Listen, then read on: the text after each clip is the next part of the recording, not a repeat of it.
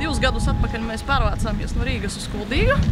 Un lēmums bija jāpieņem vienas dienas laikā. Mēs izlēmām ar vīru un ģimeni. Un šeit jau dzīvojam kaut kādus 2 gadus. Mums ir sava lauku saimniecība. Senatnes mantojums Kuldīgā ir ļoti tāds sapludināts varbūt ar mūsdienām. Mēs izējām ārā un esam tajā iekšā.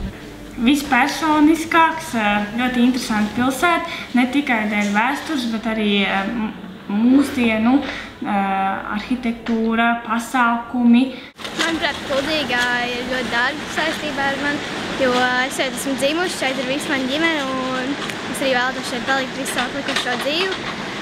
Bet, manuprāt, Kuldīgas dārgakmens ir tilts, gan arī platais ūdenskritums. Jā.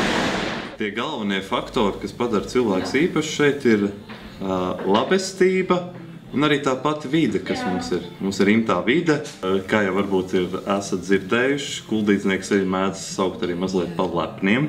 Es uzskatu, ka tas varbūt nācis no vēstures arī šis fakts, ka kādreiz šeit bija Kurzemes zemgales hercogists, viena no metropolēm, kas Kuldīga, kas saucās kādreiz Goldingiem.